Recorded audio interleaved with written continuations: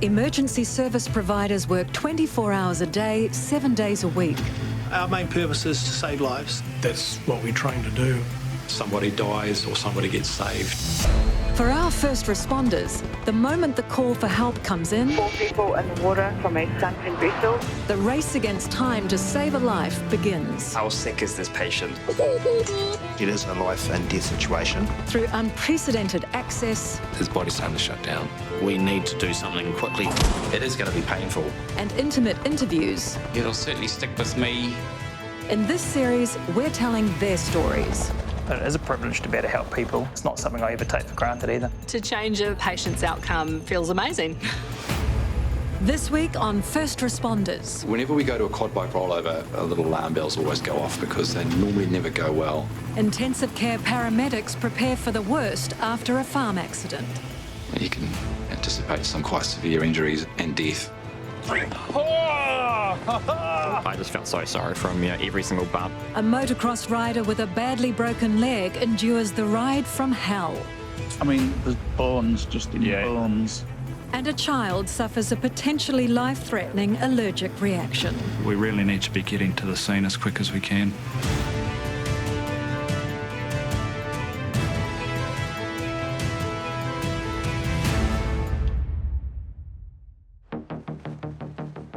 Quad bikes are such an essential tool in rural New Zealand, but they're frequently the cause of some of our most serious accidents. And today, the Auckland Rescue Helicopter team have even more reason to be concerned about this latest call-out. We were going to an elderly gentleman who rolled his quad bike in Glorit, which is on the Kaipara Coast. 78-year-old male. I didn't realise he rolled over 3 times, but he's inside now, so... Whenever we go to a quad bike rollover, little alarm bells always go off because they normally never go well. You can anticipate some quite severe injuries and death. Back 2, go ahead. An update from the crew at scene. Patient status 2. A heli is still required. R27 have set up a landing zone at the coordinates paged, which is the Kakadu Marae. Oh, roger, thank you. A volunteer fire crew is at the patient's address and have set up a safe space for the helicopter to land. Is that not far from the address or something? Oh, maybe she's loading the patient up and meeting us there, I don't know. Okay. Maybe if we just bomb across to the highway, Steve, and track down. We got an update on the way suggesting that he was status 2 serious. Anyone get that last radio call? Status 1. Status 1? Yeah. Our patient? Yeah, that's what they're saying.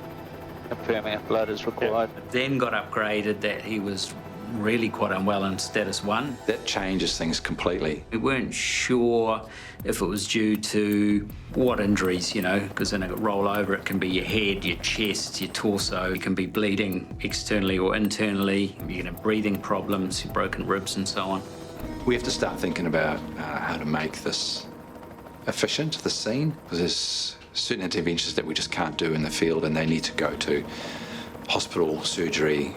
This is just a suggestion, but I think APU might be useful. If this patient seriously is sick and needs a theatre, then we'd better I'll set them up for this side. We talked about staying in APU mode, which is our auxiliary power unit mode. I don't know whether the patient's being brought to us or if we're going to them. APU mode is where stop the rotors from turning, but the engine's still going. So that way we can do a quicker lift off. So we were already thinking ahead on how do we quickly get this patient into the helicopter and then try and do everything on the way to hospital. What should we take? Drugs in this procedures? They should have everything else? Yeah.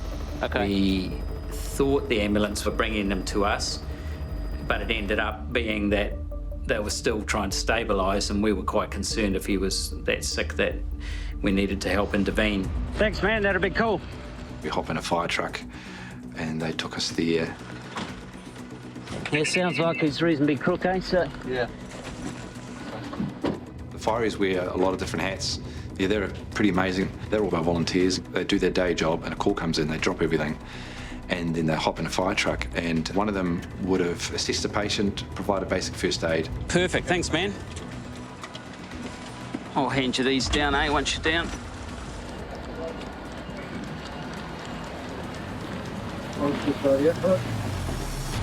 Thanks, mate. Hey guys. He does, he's 78. He's been riding a quad bike. It's rolled over on top of his right side once and then continued to roll off him. He's walked, well, managed to make his way back to the house here. Accident was about an hour and a half ago. It's always good to see the patient, and he wasn't pale, he wasn't sweaty, he was a little bit short of breath, but he wasn't working that hard. So your initial view of the patient is always reassuring, and then you go, okay, he seems okay for now, I can take a hand over. C-spine pain, right shoulder pain, and upper right rib pain. He's got some difficulty breathing, and there's lesser lung sounds on the right side there. Stats have been good with us. Blood pressure last was 110. 19 over 70. Yep. And that's been fairly stable throughout. Cool. Okay. It's good. His heart rate's a little bit low, if anything, at 50. So status 2A, not status 1? Yeah, it's got him 1 on the possible tension pneumo. Okay. So stats have been good. Just got IV access, haven't given anything yet. Brilliant. He was holding his own, his airway was open, he was breathing, he was conscious, he was talking, and that was straight away quite a relief based on the updates we'd had that he was pretty sick. Hey, I'm Stefan. How you doing? You all right? Not really. No. Hey, Des, do you mind if I cut your shirt? Yeah, that's all right. Is that all right? It's only an old one anyway. Yeah. He was worried about changing his clothes. Sorry, I didn't have a chance for a shower for you. Oh, that's okay, mate. I'm working with Marcel. He never has a shower, so I'm used to it. We always want to reassess the patient, and I always ask if they mind. You guys be offended if I have another listen and just... No, please do. Yeah, there was some some right-sided abdo pain and some right-sided hip pain. But he walked, eh? He walked, yeah. Pretty well walked himself. Okay, yeah, good. All right. So he's done pretty well in terms of walking. He had some numbness in both of his legs as well. Would be getting close to 2 hours ago now, would be clear? Yeah, it would be. I had a good listen, and I found that his right upper lobe of his lung, there was a bit of a rub, there was a bit of a noise going on there, and he was working a little bit harder than a normal person at rest should be to breathe. Yes, got a little bit of a rub going on there. Have you had a listen up there? I haven't listened. Oh, you won't have a listen now. So the potential is that he has some broken ribs and the lung itself could collapse. A collapsed lung can lead to further complications. A couple of deep breaths for me. Just going to have a listen to your breathing. The air or fluid in your lung cavity can get to the point that it can collapse the lung and expand and cause what they call a tension pneumothorax. Just his lungs sound a little bit, yeah, he might have a broken rib or a little bit of his lung might have collapsed a little bit or something. If you have broken ribs, it's incredibly painful to just breathe. Where is the majority of your pain? Shoulder down into my ribs. There was potentially an injury there, either the ribs or the lung. It was evident he needed to go to hospital. The Auckland Rescue Helicopter team is in Glorit on the Kaipara Harbour, where 78-year-old Des is struggling to breathe after he came off his quad bike and it rolled over him. Where is the majority of your pain? Shoulder down into my ribs. Intensive care paramedics Stefan Gabor and Marcel Driesen are concerned Des may have serious internal injuries. It was evident he needed to go to hospital. He might have a broken rib or his lung might have collapsed. He's got chest wall injury, most likely fractured ribs, with the possibility of a partial or collapsed lung. Managing that pain is so important because they can't really take a deep breath in, they can't really move much, the pain is distracting from anything else that might have been going on. Hey, Stefan, I think we should take the collar off and just put a lanyard on. This, what we call it a stiff neck C-collar, it stops you from moving your head too much in case you've sustained a C-spine injury. I'm just thinking it's going to be, if he's got breathing problems, he looks quite sort of, you know, pinched up, and I think it's going to be more of a hindrance for his breathing. Marcel made a good suggestion of let's get rid of that. We'll make sure that he doesn't move his head, and then that way he can actually breathe properly. We'll just got a lanyard at all, Julie? Yep. Thank you. I want you to keep your neck still. We had that yellow lanyard around his neck, which just shows that he could still have a neck injury, and it's just making sure the hospital staff know that that hasn't been checked yet. It's a good reminder. You got no allergies? No. Have you had morphine before? Yeah. Have you had fentanyl before? I don't know what that is. No, that's okay. It's like morphine. We might give you some, eh? Right. Pain management, I think, in this case was the biggest thing that was going to be helpful. Fractured ribs or Any disruption of your chest wall cavity is extremely painful, especially from trauma. We'll start moving towards your ambulance, and if you don't mind, we'll go to the machine and we'll take him from there. Oh, thank God for that. Our road, you know, all those tough seals is pretty rough, and you feel every damn bump, and, you know, the first thing that went through my mind was, at least in the helicopter, it'll be a nice, smooth ride. Hi, Des. Yeah. How are you feeling now? Much the same, better or worse? No, it's a bit better. Yeah. Okay, so it's giving you some pain relief. And we'll give you a little bit more. We'll just see how you go with this amount first, yeah? Yeah. What caused your quad to roll over? Do you remember? I was on a track. It was quite grassy and I couldn't see the edge. And I went a bit too far to the edge and, you know, it pulled me down and over. When it rolled, I went down the hill on my stomach. I got knocked out, actually. I don't know how long I was out for. Could have been a few seconds, could have been a minute. I sort of got up on my haunches and I was struggling to breathe, and my side was that sore. So I got over on my knees and crawled up the hill, up onto the flat part of the track. I remembered that I'd been working down by the pond with my digger the afternoon before, and I thought, right, if I can get down there, I can get on the digger and drive it up, which might be, you know, easier. I had to crawl up onto the digger. Then I finally got up to the house, and Claire says, what the hell did you drive the digger up that track for? Didn't like to have to tell her, but I've rolled the quad bike down. I'll see you down there. Okay. Behave yourself. Well, he's quite hardy, really, and doesn't say too much normally. And I maybe didn't realise how serious it was until afterwards. Doing okay so far. He's nice and stable. A tough guy, eh? You know, these rural people, they're awesome. So he rolls his quad bike and then gets on his digger and rides to his house. And so that in itself is a positive sign, but still seriously injured. Potential for him to deteriorate was there. But he was holding his own, he was doing well. Yeah, he's a tough guy, old Des. Can I lift this arm up? Yeah. Yeah. Thanks for all your help, team. Good effort all round. He was already on an ambulance stretcher, so we loaded him into the ambulance, then just a nice slow drive to where the helicopter had landed. He sounds and looks a hell of a lot better than he was originally. We're bringing you out of the ambulance so that we can put you on the helicopter, okay? Okay. So, whew, he looks fitter than you. Who was That's not hard. Yeah, that's what I said. Thanks, Steve. Yeah, totally. Otherwise, I'm going to get myself into trouble, actually. 1, 2, 3. Right. Then we've got to move Des from the ambulance stretcher into the helicopter.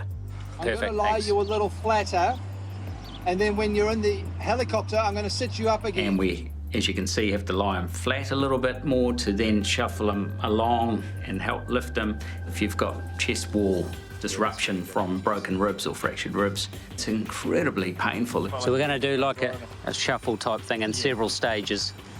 3, 1, 2, 3. It was quite painful. But the guys on the helicopter just made it so much easier. One more. 1, 2, 3. They're so thorough and everything is just coordinated, and they keep talking to you and telling you what they're actually doing. Okay, I'll sit you up. Thanks, team. That was pretty slick. I just can't say enough, you know, really. They're just so good at their job. You feel warm enough? Yes, thanks. Great. For Des to notice how and what we were doing, Stefan and I, in looking after him, with the amount of pain he was in. Okay, let's get some pain relief in. I think we do need oxygen. And it's lovely he saw that, but that's what we do. It's what we train for, that's how we operate. There you go, 96, it's come up nicely. 110, 55, and a heart rate of 50. A little bit slow, but here we go. Just to keep the sound off you a bit. What's she, a noisy beast, is she? A little bit. Once we get Des in the helicopter and organised and got his headset on, Airborne 81, getting out of here. Roger.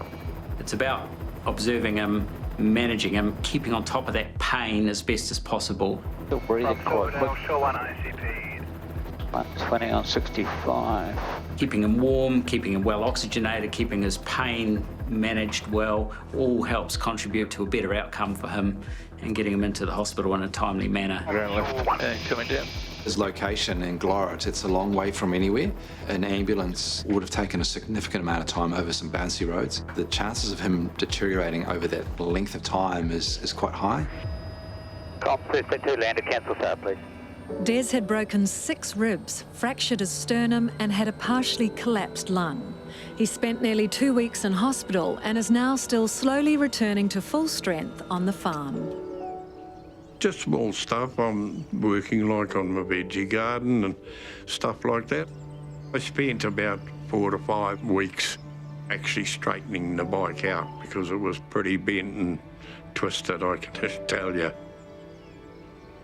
Gosh, he's quite lucky, to be honest. We've seen similar incidents that have gone much, much worse. One of them said to me, there was a quad bike accident just after, you know, you had yours, and the guy didn't make it. So then I thought, well, you know, thank God for these guys. Well, without the Auckland Rescue Helicopter, we may not have had a husband here. So it was very important, really. You know, if they weren't there, what would we do without the rescue helicopter? I can't say enough how grateful I am, really. A call for help's come from the Tararuas in the North Island, and with rescue choppers in Wellington and Palmerston North both busy, the GCH aviation team from Nelson are quickly in action. Any details, Brendan, or? There is a walking track there, apparently. Oh, yeah. Quite an insignificant one. It looks like he or she is sitting on a high point. Maybe that's to get some signal, maybe, I don't know. We didn't actually have much info at the start, except for a beacon activation on a sort of a really high track. Man off motorbike, says he's broken his leg, may potentially be a stretcher winch. Right, yeah. Oh well. It's 70 minutes to the scene, an unusually long flight time that adds a lot of pressure on the entire team. So, do you want to stage Brendan, or are you happy to drop him and then? We don't really want to be flying around too long, burning gas. We don't need to. We'll put Rob in, and then we'll fly around for a couple of minutes and see if there's somewhere. Yeah, well, it's going to be a stretcher, so do you want to take it back then, yeah? Yeah, okay. Yeah. All right. Yeah. You know, there's stress on the pilot because he's worrying about how much fuel he has, and there's stress on the winch operator to make sure that he winches me quickly but safely. And there's stress on me because I've now been given this timeline of you must get this patient into the helicopter as fast as possible. Hey guys. Hey, I'm Rob, by the way. Hey, what's happened? Coming around the corner. Yeah. Coming down? Yep. Yep. So is it your right leg that you've injured? Yep. A right foot hit the ground. Yep. Snap. Have you taken your boot off at all? Is it? No. Sweet. Cool. Brendan, Rob, you got a copy, Rob? Yeah, copy you, Brendan. We'll find our staging area, and you'll be a little while, won't you? It is possible that we'll be able to get down by vehicle, but I'll get back to you and confirm. If that's possible, it takes the respector out. We're going to have to fly quite a way to find the landing site. Yeah, no worries. We'll do that as a plan A, and I'll get back to you if it changes. At that point in time, I was told that I'd probably lose comms because of the area and having a radio on line of sight only. All right, we're going to need to try and get this jacket off you, just so I can pop a needle in your arm and give you some pain relief. How is your pain at the moment? A good 7 or 8. Yeah, it's up there. I had to stick with that plan of not winching this patient out, so it made it quite logistically challenging. Brendan, Rob? Go ahead, Brendan. How are you getting on there? Yeah, all good. The plan will be to come down by vehicle, just loading up some pain relief. Will be a little while. That's good. So, you know the direction we're coming back towards the Waikariki side. We're about 1.5 miles from you. We're just going to shut down there. Yeah, that's fine. We'll make it work, just loading up pain relief now. I'll see you when we see you. Sounds good, thanks. So plan A is to get you sorted, some pain relief on board, and then get you in a car and just drive you slowly down to where the helicopter can land. Yeah. When we get pain relief sorted, take your knee pad and stuff off, leave the boot on until we get down to the helicopter and then take that off. Yeah. All right. I'm going to give you a ketamine infusion as well, which is basically a really strong drug.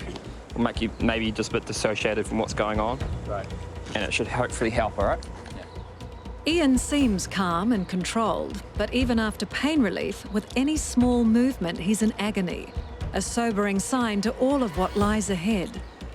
Can you try and shuffle yourself to your left a little bit? Yeah. Help roll him? Yeah. And just that bag needs to be moved. It's got the leg. That's good. Back up. Yep. Duck. But Rob's in no position to anaesthetise him. With ketamine and with any drug, there's risks. The patient might stop breathing. If this were to happen, I'd have to be more hands-on, I'd have to be holding his airway open, I'd have to be doing much more sort of one-on-one work on him. Giving him smaller doses of ketamine over a longer period of time, yeah, he's still in pain, but at least he's in a position where I can get him out of the scene safely. So now Rob's committed to strapping Ian onto the back of the Park Rangers ute for a slow, bumpy, excruciating 4-kilometre journey to the rescue chopper. Sorry, mate.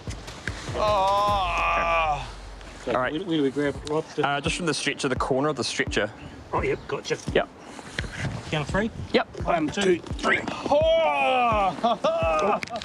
It's crucial that Ian remains strapped in place on the stretcher, and with space inside the ute cab too tight, You all right? Are you on the rail? Yep.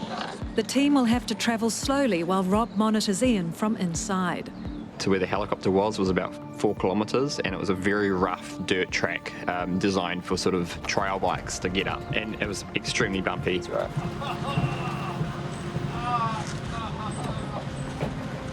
You going? Yeah.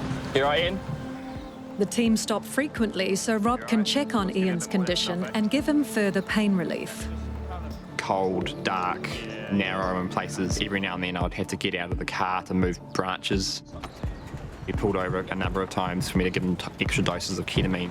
Hey Ian, you all right, mate? Not too much longer to go, okay? I just felt so sorry for him, every single bump. I was hoping that he wouldn't feel them too much, but as that ketamine wears off, pain definitely comes back again. Oh, fuck. Do you reckon you could bear through it just a bit longer? Well, I need to. Yeah. I mean, there's bones just in bones. Yeah. There's bones in bones. All right, let's go a little bit further, okay? Hang on there, mate.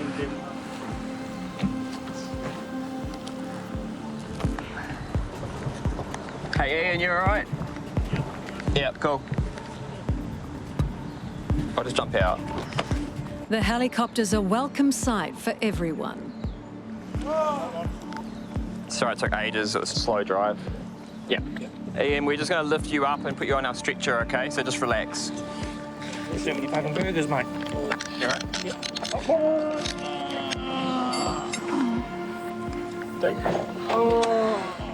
Keep your arms in. Yeah.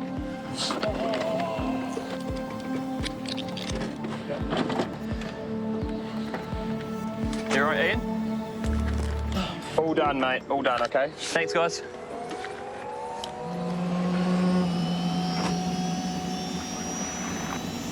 Wellington Tower, this is Hotel Golf Whiskey. Hotel Golf Whiskey, mate. G'day, I've got information, Kilo 1011. We're currently Paua Nui Inlet with 4 on board. We're just following the motorway in, and we'd like a clearance in through to the Wellington Hospital, please. You're right there, Rob? Yep, all good, thanks. In my own reflection on my own practice, I would have wanted to change things and to winch him straight away and give him much more pain relief. If we were to winch him, there would have been much less movement and much less pain. It's just that fuel issue, unfortunately. Hotel Golf Whiskey, confirming on the roof of the hospital now. Just touching down there, thanks, Golf Whiskey. I'll be in for some fuel shortly. Copy. Talk to you again shortly. X-rays revealed several horrific breaks, including to Ian's tibia, fibula and ankle. It took 4 months for him to weight bear, and even then, it was with the help of crutches. Satisfaction was that we got him out of there.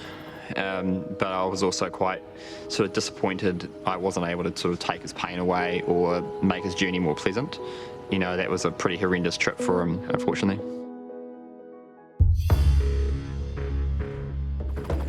It's shaping up to be a quiet day for the team at GCH Aviation in Nelson, when suddenly news comes in that changes everything.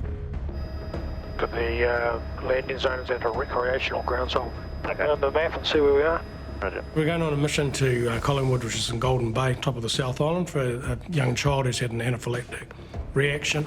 Okay, he's got a squirrel per back left. Roger, thank you. Anaphylaxis is a life-threatening problem. It's a serious reaction to something the body doesn't like.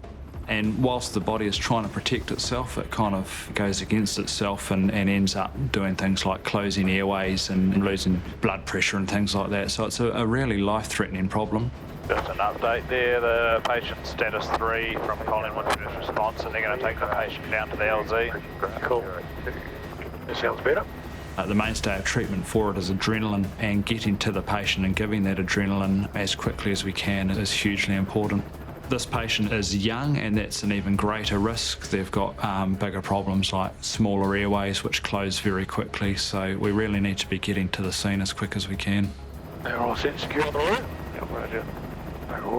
Okay, left door's opening. Roger. There's back lock.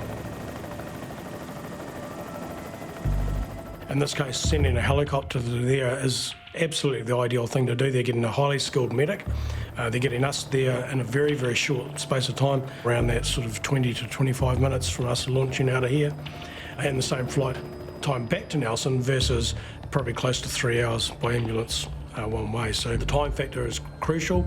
The skill factor of getting our medical team to them is crucial, and of course their injury, although we don't know how bad it is until we get there, could be life-threatening crucial. So. G'day. How you doing? Cohen, he's 4 going on 5. Yep. A bee sting about 2 days ago. This morning I woke up, they reckon it's more severe. The swelling stung just his right eyebrow, and it's come up on his face. He's fine, his obs are all good. Yeah, okay. Sleep. Look. How are you doing? G'day, buddy. My name's Barney. What's your name? Cohen. Yeah? Is there a parent round? Not a parent. One's in Nelson, one's in Cambodia. Okay. We've got Who's next to kin or...? This lady out here is the one who's been looking after. The father's actually in Nelson. Yeah. Okay, So, all right. Where's home for Cohen? Just next door. Yeah, and what's the father doing in Nelson? Is he... He's working with him, but he's aware of the situation, so he could get to the hospital. Sweet as, yeah. Cohen's likely to fly with his big sister, but in the meantime, Barney gets filled in by a family friend. So got stung by a bee 2 days ago. Yes. Yesterday was good. He had a it was only just slightly a little bit puffy there, you know. Under his eyes? Yeah. This morning, this is like, I was like, whoa. Yeah, okay. He hasn't had any trouble with his breathing. He hasn't had any vomiting or diarrhea that you're aware of. Spew or had, runny poos? Runny poos or anything? No. No? Sweet. Okay. Hasn't had any collapses or faints? Or been hard to rouse, hard to wake up, nothing like that? Not hard to wake up or anything this morning? No. Cool. And so your dad is in Nelson, yeah? Yeah, he's in the middle of taking cars to Christchurch. Oh, okay. In a big truck. Yeah. We're going to take you in the helicopter to the hospital to see a doctor. Is that okay? Yeah, and I think Dad will see us over there. Can I just borrow your wrist? Do you feel like you want to be sick? No? Cool bananas. All right, so we're going to take you across to the helicopter. Cool. Have you been in a helicopter before? Yeah, you have. Wicked. Your sister's going to come with us too.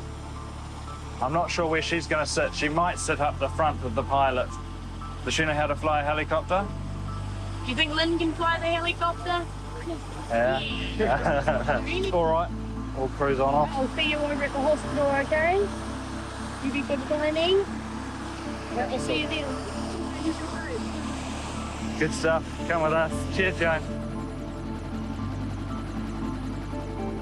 And with anaphylaxis, that can go quite often one way or the other. Just because it subsides doesn't mean that it's completely gone. And especially with young kiddies, you want to get them to decent medical care. Cohen's young, it's hard to know how he's going to go with a helicopter flight, but he seems pretty chilled out once we get him in and strapped in, and it's a strange environment for him to be in. He was sitting happily at home an hour ago, and now he's strapped into a helicopter. Cool, we're all secure in the back. Right. You all good in the back, Barney? Yeah, we're all set. I'm set in front. Got, what have we got? 3, 4, 5 on board. Comms, Air1 Nelson. Air1 Nelson, good morning, go ahead. Morning, Miss Kane. Air1 Nelson's airborne out of Collingwood for Nelson Hospital. We have 5 on board. Status 3, ETA of 21 minutes, and we're 1 hour 30 of fuel. All copied. Please advise me requiring your R40. Thank you, Air1. Yeah, inbound to you from Collingwood, stable status 3, 4-year-old paediatric. This young lad was stung by a bee approximately 36 hours ago on the eyebrow. Noted this morning to have increased swelling around his upper face. No concerns with airway, breathing or circulation. Observations all within normal range, and we'll be on the pad in approximately 18 minutes. Can you please have that secured? How's the little guy, right? Yeah, he's all good. I gave them Tarka as a destination, but they were preparing Nelson because his dad's over there. 305, Mike. That makes sense to me, mate. Yeah. A big smile on his face when he's walking over. Yeah. That's a good start, wouldn't you? Just, it almost looks like he's leading you, actually. Usually kids are pretty good as long as they have someone with them. They're usually pretty happy and relaxed, yeah. Unrestricted sent Satellite Rescue established finals in hospital. Overall, the job went well. The last thing we want to be doing is flying out to a critically ill anaphylactic child that can really go downhill very quickly. So to fly out there and find that actually he's not having a significant anaphylactic reaction, that's a good thing for us.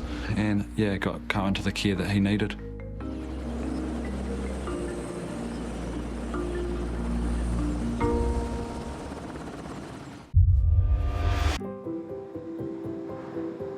I've been paramedic for 12 years now, and I worked the helicopter service for about 6 years.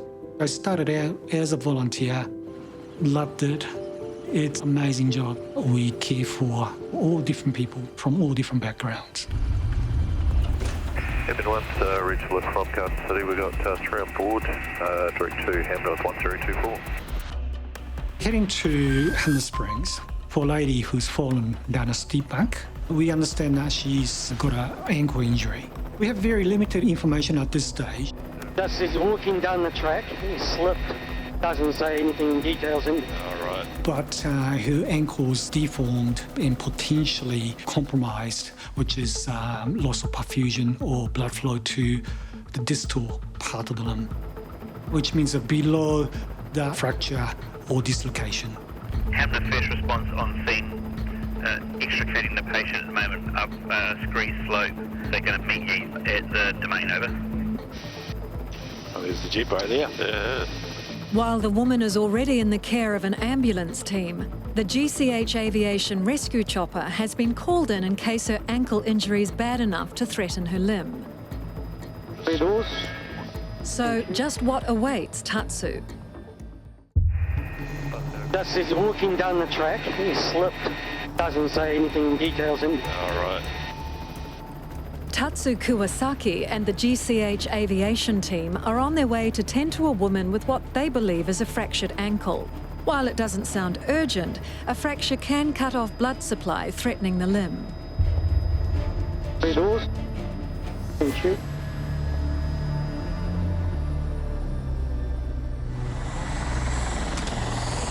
Hello. What happened today? I was walking down the track. Yeah. Down to the depot, holding the rope. My foot sort of twisted and it just went underneath me and I landed on my left hip. And as soon as I looked at my foot, I could see that it was a fracture. Okay. And when you fell, you didn't injure anywhere else? No. So at the moment, I can see the color of your toe is a little bit discolored. So I actually do need to unpack and have a look. Okay. The longer you leave it, which means there's no blood flow to the area, can cause long-term or even permanent damage. In the worst case scenario, some people end up getting amputation. The obvious different colour of the foot does indicate to me that I need to take a look and make sure we preserve the blood flow. So I was thinking about might have to give a bit of a pain medication, even sedation, to improve the blood flow by manipulating it. Just a little bit of a redness there. When we undid the bandage, luckily the blood flow came back. The colour improved much, much better. However, still I could see a lot of swelling and also maybe potential deformity. At the time, I actually had to decide if I had to do anything further. Can you feel this, right? Can you feel this? Do they pretty much feel the similar? Nothing too different? Hard to tell. Right, what we like to do though, I want to give you actually a little bit bigger splint, okay? And Leslie, are you normally healthy? Yeah. Are you on any regular medications? Are you allergic to any medications? No? Okay. So she was very stoic. And do you want some pain medication? No. I'm okay. You don't want it? Okay. All right. With the patient not too keen on getting any pain medication, and I was quite happy the way the foot was looking much better. We decided not to proceed with manipulating it. Giving pain medication or sedation always does have some risks. Even though Leslie's ankle looks better, no one's prepared to take any risks. Right, just a hook, couple. So Tatsu and his team are transporting her to hospital for treatment. This patient was travelling with her daughter. You know, we'll give you a headset as well. Whenever possible, we try to have somebody to come with the patient.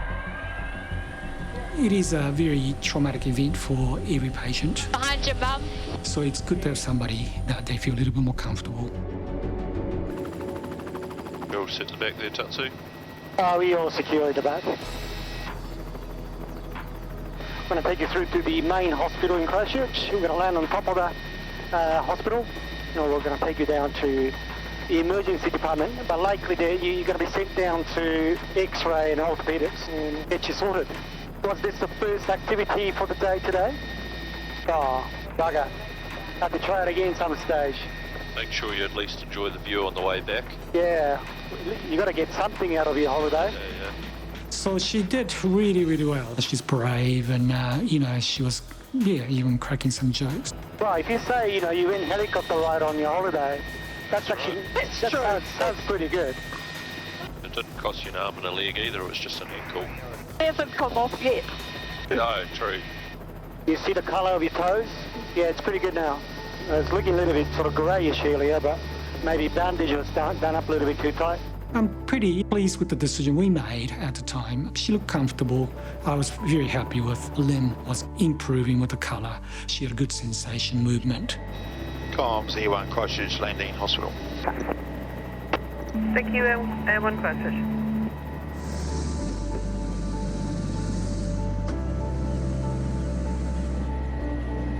Then I'm just going to have to lie you back. I like to think I'm helping somebody, or probably it is a very small thing I'm doing. However, for the patient, actually, they don't really have much choice, but some stranger show up, which is, it's me. We're the one they've got. So we must do our best for every patient.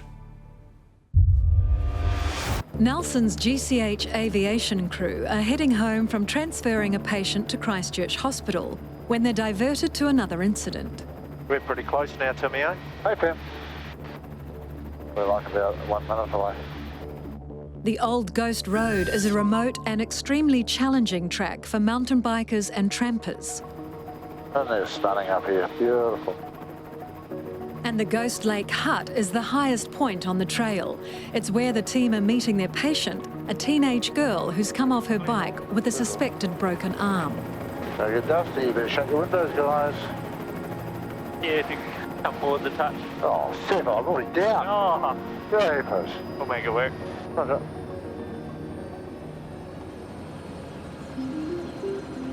St John critical care paramedic Matt Wilkinson finds Kate and her dad Andy in good spirits despite the injury. But without the chopper, it would take them at least 2 days to get out.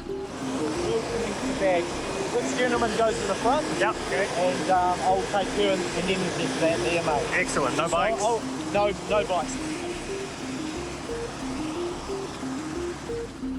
There's room for both Kate and Andy, but the bikes will have to be transported out later.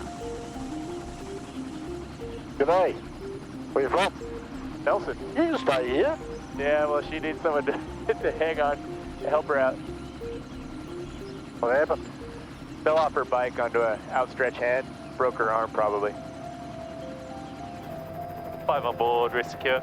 Okay. There we go. Copy. Blow some dust out. Those guys won't last long up there. Now, Kate, can you hear me okay? Yeah. All right, mate. So, okay, to confirm, no tingliness in the fingers. Yeah. Happy to move them without it causing you pain? Yeah. And you had 600 milligrams of ibuprofen, that's at 3 initially, and then 2 pills of paracetamol. Does that sound correct? Yeah. Good on you. All right, and you said you didn't want any other pain relief. Is that still your opinion? Yeah. Okay. We try to make it as comfortable experience as possible, and it's really all about that she feels safe, that she feels in control, but most importantly, they have to learn to trust very quickly. Out of 0 to 10, 10 being the worst pain you could possibly imagine, and 0 being nothing at all, what sort of number would you give me? Like 3. Like a 3. All right, you see my nice little smiley face, is that? So that's about right?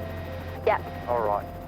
One of the key things is just being calm and clear, projecting confidence and your training, and just try to normalise it for people as much as possible. Now, when you did it, you said it was quite sore, eh?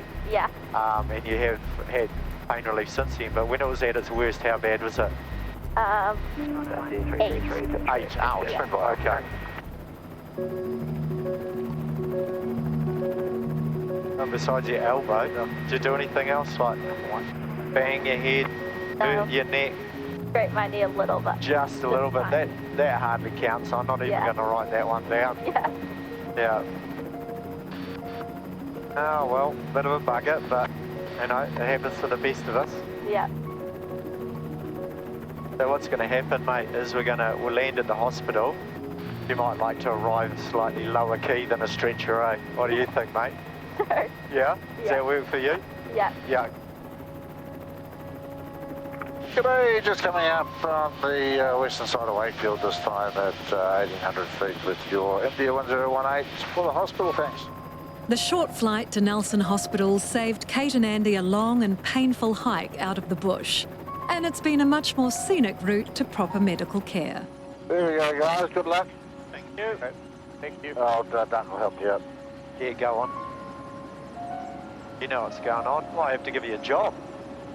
In your first aid course, your public first aid course, they talk about reassurance. I suppose in our business what that is demonstrating competency, and that's how we make people feel okay.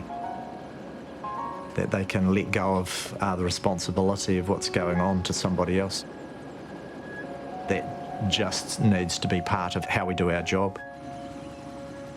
Next time on First Responders, the Auckland Rescue Helicopter team face a dangerous rescue mission. Their vessel that they were on was gone, presumably sunk. In huge seas. It's rough. We're talking 10-metre swells. The people in the water were in peril. And a raging storm. It's definitely the hardest rescue that I've ever performed. The conditions were the harshest conditions that I've ever been in. They join a multi-agency response to bring 4 people home from their stricken yacht. Very dangerous for the ICP on the wire. He might not even survive.